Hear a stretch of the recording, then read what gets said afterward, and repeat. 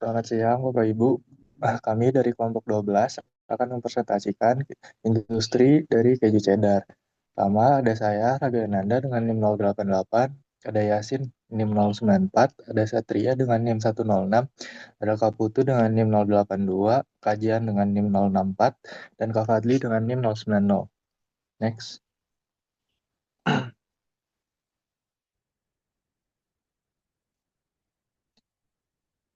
Nah, kenapa sih kami milih industri keju? Itu bisa dilihat dari tren konsumsi keju secara global, itu tren tiap tahunnya selalu meningkat. Lalu kami mencari produksi utama di dunia dan di Indonesia. Yang pertama ada di Amerika Serikat, produksinya sebesar 5,5 sampai 6,4 juta ton per tahun dengan jenis keju cheddar, mozzarella, dan parmesan. Lalu ada juga Jerman dengan eh, produksi keju 2,1 hingga 2,7 juta ton per tahun. Lalu di Indonesia ada juga produksi keju di Boyolali sebesar 50 kilogram per hari dengan fokus kejunya tuh Boyobert dan mozzarella. Lalu ada juga di Sukabumi sebesar 700 hingga 2.400 kilogram per hari yang berfokus pada jenis keju Gouda. Lalu ada komposisi keju yang pertama, yaitu susu sebagai bahan utama sebesar 98 hingga 99%. Lalu ada juga kultur starter sebesar 0,5 hingga 2%. Lalu ada juga koagulan sebesar 0,015 hingga 0,04%. Lalu ada juga kalsium klorida sebesar 0,01 hingga 0,03%. Lalu kami juga mendapati jenis-jenis keju seperti parmesan, gouda, cheddar, blue cheese. Nah, di sini tuh juga ditampilkan nilai-nilai seperti FDGs, EFDS, MFFB, dan klasifikasi. Untuk keju cheddar, nilai FDS-nya sebesar 50 lebih. Lalu MFB-nya sebesar 5,55%, klasifikasinya hard atau semi hard. Lalu, kenapa sih kami milihnya keju cheddar? Yang pertama, itu jenis keju yang paling umum. Dan yang kedua, stabil dalam proses LCA. Dan yang ketiga, produk inti perusahaan dan representatif untuk analisis keberlanjutan.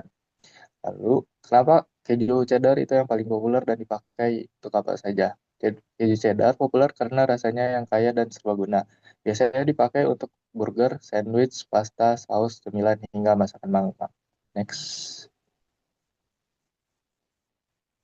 Baik, seperti yang teman saya Raga sebutkan sebelumnya, untuk kesempatan kali ini kami akan lebih berfokus terhadap produksi dari keju cheddar.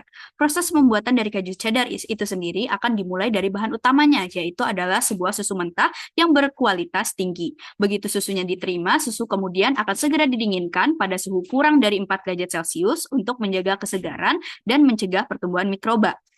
Selanjutnya, susu akan dipasteurisasi pada suhu 72-73 derajat Celcius yang bertujuan untuk membasmi patogen, sehingga produk aman dikonsumsi. Supaya mutu dadih seragam, akan dilakukan juga standarisasi rasio lemak dan protein, lalu ditambahkan kalsium klorida untuk memperkuat pembentukan gel dadih. Masuk ke proses inti akan dilakukan inokulasi kultur starter. Mikroorganisme ini akan mengubah laktosa menjadi asam laktat yang penting dalam pembentukan tekstur maupun rasanya. Setelah itu akan juga ditambahkan rennet sehingga susu mengalami koagulasi dan berubah menjadi gel dalam sekitar 30-40 menit. Gel yang terbentuk kemudian akan dipotong menjadi kubus kecil berukuran 0,5-1 cm agar whey atau air dadih dapat keluar lebih banyak. Proses kemudian akan dilanjutkan dengan cooking dan stirring, yaitu pemanasan dan pengadukan pada suhu sekitar 40 derajat Celcius untuk memperkuat struktur curd. Tahap yang paling khas dari cheddar itu sendiri adalah cheddaring. Pada pH sekitar 6,2, whey akan dikeluarkan, lalu dadih akan ditumpuk dan dibalik berulang selama 1,5 hingga 2 jam. Kemudian pH akan perlahan turun menjadi sekitar 5,3 hingga 5,5 dan inilah yang menciptakan tekstur berserat dan elastis khas cheddar. Setelah cukup matang, dadih akan dicacah atau melalui proses milling, kemudian akan digaram sebesar 1-2% untuk mengontrol rasa dan kelembapan. Curd kemudian akan dicetak, ditekan selama 8-12 jam hingga menjadi blok keju yang padat. Dan keju yang sudah terbentuk kemudian akan didinginkan dan akhirnya dikemas. Dan tahap terakhir adalah pematangan atau ripening. Keju akan disimpan pada sekitar suhu 8-12 derajat Celcius selama 2 hingga 24 bulan, tergantung karakter yang diinginkan, mulai dari mild hingga extra sharp. Dan pada fase inilah akan terjadi proteolisis dan juga lipolisis, yaitu adalah pengurangan protein dan lemak supaya bisa membentuk aroma, rasa, dan tekstur khas dari keju cheddar itu sendiri. Selanjutnya.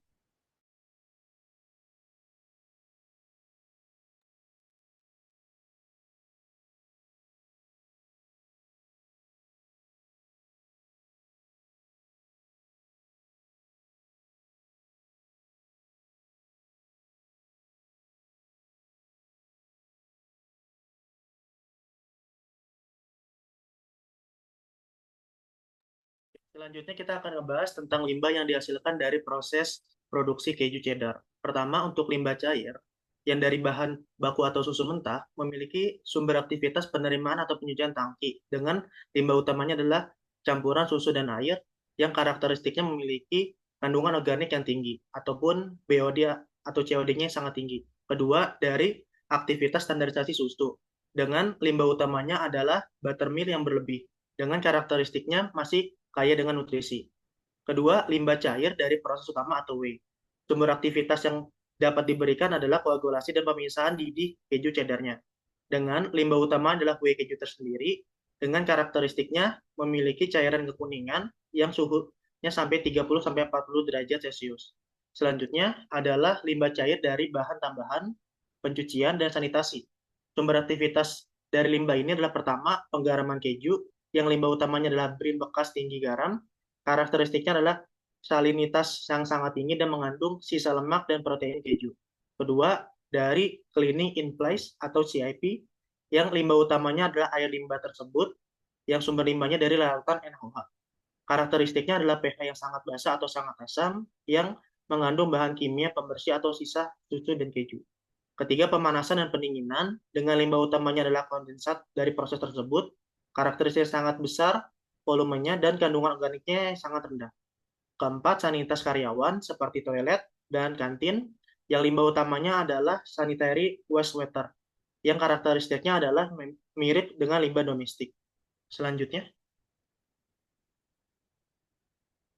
adalah limbah gas. Untuk limbah gas, pertama kita punya aktivitas mikrobiologis. Dengan tahap pertama adalah penyimpanan susu dan pematangan awal. Gas utama yang dihasilkan adalah CO2, dengan karakteristiknya adalah hasil aktivitas mikroba alami susu atau keju tersebut.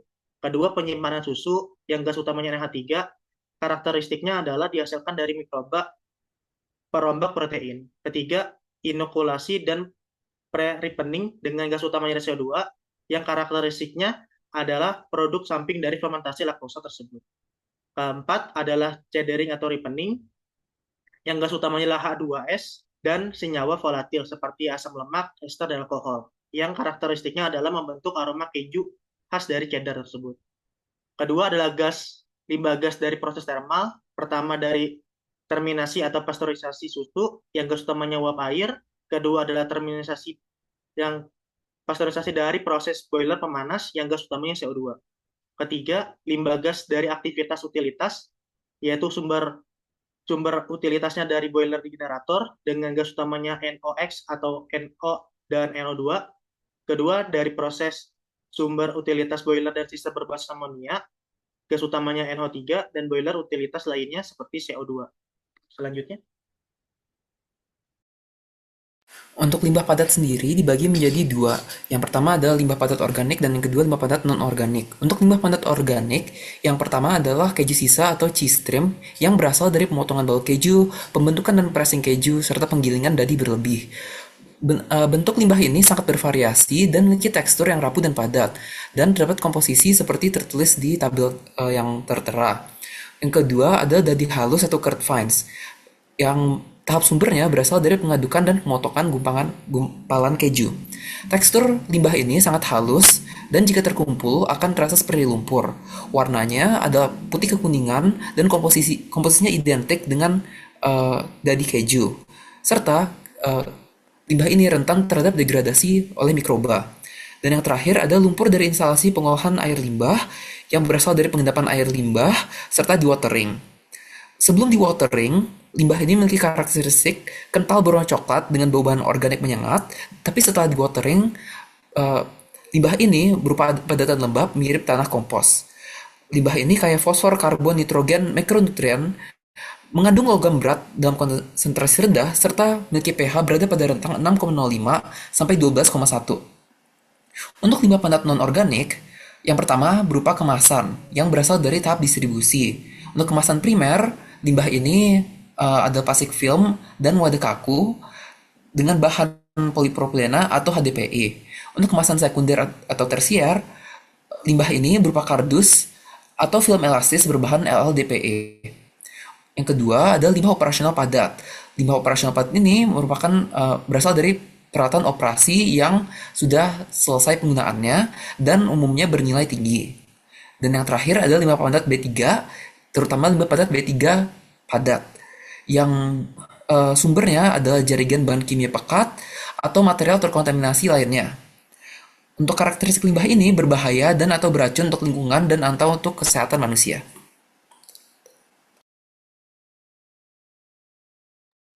Baik, selanjutnya adalah tentang pengolahan limbah. Di sini ada 3 jenis limbah seperti yang teman saya Putu sebutkan sebelumnya, yaitu adalah ada limbah padat, limbah cair, dan juga limbah gas. Untuk limbah padat sendiri ada beberapa jenis. Yang pertama adalah curd fines recovery yang terbawa oleh whey yang akan diproses menggunakan rotary drum screen atau microstrainer. Bisa juga di recovery di mana proteinnya akan dikembalikan ke proses ataupun dijual lagi sebagai whey protein concentrate yang rendah grade. Selanjutnya ada juga sludge dari DAF atau clarifier yang biasanya akan diolah lebih lanjut menjadi kompos, pupuk organik, ataupun co-digestion di biogas. Kulit keju dan sisa trimming juga salah satu bentuk dari limbah padat yang seringkali dimanfaatkan sebagai bahan pakan ternak protein tinggi ataupun akan dikomposkan. Selanjutnya untuk limbah cair atau wastewater sendiri biasanya memiliki sumber dari whey, air pencucian CIP, air proses, air sanitasi yang memiliki karakteristik tinggi organik, dan karakteristik lainnya dari limbah cair sendiri yang sebenarnya cukup unik adalah tingginya COD, BOD, lemak, protein, hingga laktosa, dan pada pH sekitar 4-6. Untuk proses pengolahannya sendiri, tentu untuk limbah cair itu akan menyesuaikan. Di sini ada pre-treatment yang dilakukan. Pertama tentunya akan dilakukan screening terlebih dahulu, akan dilanjutkan dengan dissolved air flotation untuk memisahkan lemak dan solid. Kemudian juga akan dilakukan pH adjustment dengan menggunakan NaOH ataupun CaOH2. Selanjutnya ada juga recovery lemak untuk menjadi grease feedstock yang bisa seringkali digunakan untuk biodiesel ataupun sabun. Kemudian akan juga diadakan treatment biologis menggunakan anaerobic digestion, menggunakan reaktor CSTR dengan efisiensi COD removal dari berbagai literatur mencapai 70-90%, dan tentunya karena ini merupakan proses anaerobik akan menghasilkan biogas. Dan biogas itu sendiri seperti yang kita ketahui bisa digunakan lebih lanjut untuk memproduksi listrik ataupun untuk steam ataupun fuel boiler. Beberapa challenges dari wastewater treatment dari berbagai literatur juga bisa dilihat di bagian kanan atas, dan juga di sini ada salah satu teknologi yang menarik yang sebenarnya sudah banyak dikomersialisasikan, yaitu adalah tentang MBR maupun anaerobic MBR yang bisa literaturnya bisa dibaca di bawah. Selanjutnya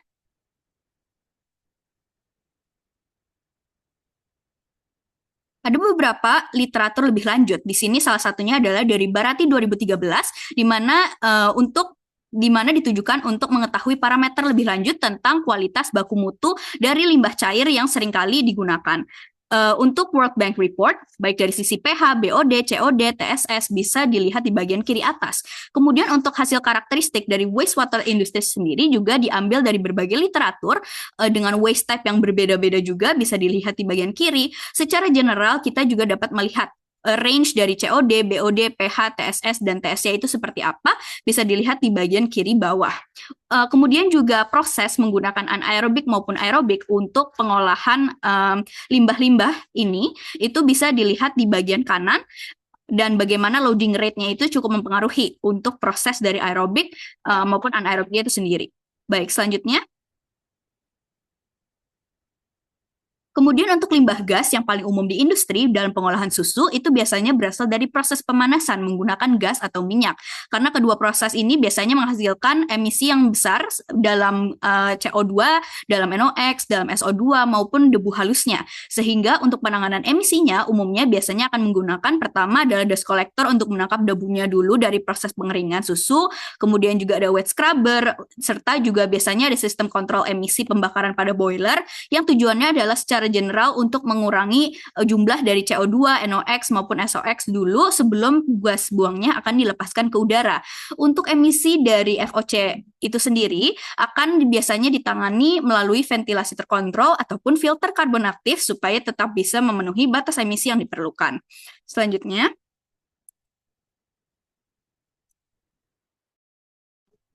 Baik, selanjutnya masuk ke penerapan ESG. Adapun salah satu industri keju yang kami ambil sebagai referensi yaitu PT Mulia Bogoraya melalui laporan tahunan dan keberlanjutan PT Mulia Bogoraya tahun 2023.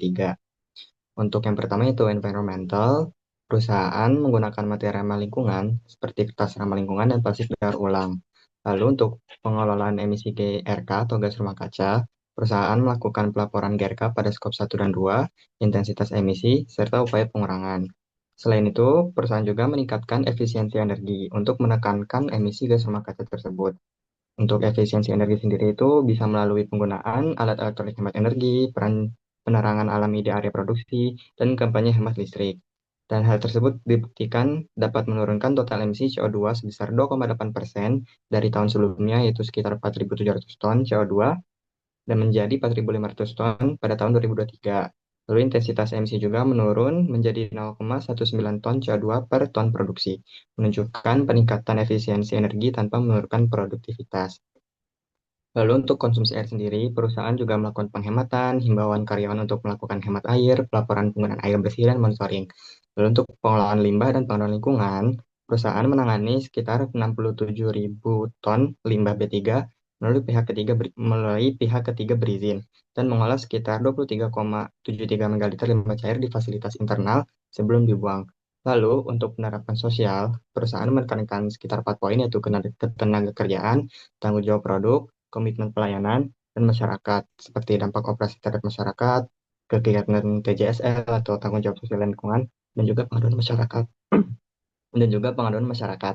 Lalu yang terakhir yaitu governance. Perusahaan berkomitmen sebagai good corporate governance.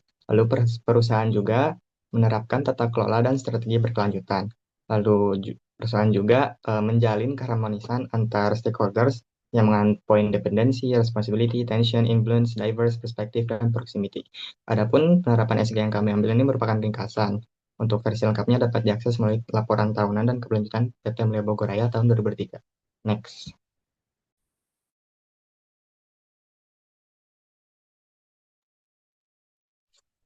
Baik, melanjutkan dari Yasin, sekarang saya akan masuk ke operasional teknis. Yang pertama itu ada integrasi SDG. Boleh next?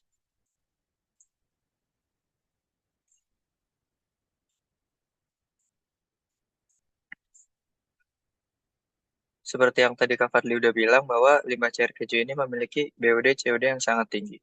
Maka untuk mendukung SDG 6 ini, Procis mengoperasikan wastewater treatment plant modern. Tujuannya memastikan air sisa pencucian mesin air sisa pencucian mesin tidak mencemari saluran air kawasan industri. Lalu untuk SDG 12 terkait limbah padat kemasan yang disinggung oleh Kaputu. Procis sendiri menerapkan efisiensi material. Ini meminimalkan produk gagal atau food waste sehingga sampai yang ke TPA berkurang drastis. Boleh next? Lalu yang kedua ada penerapan EMS.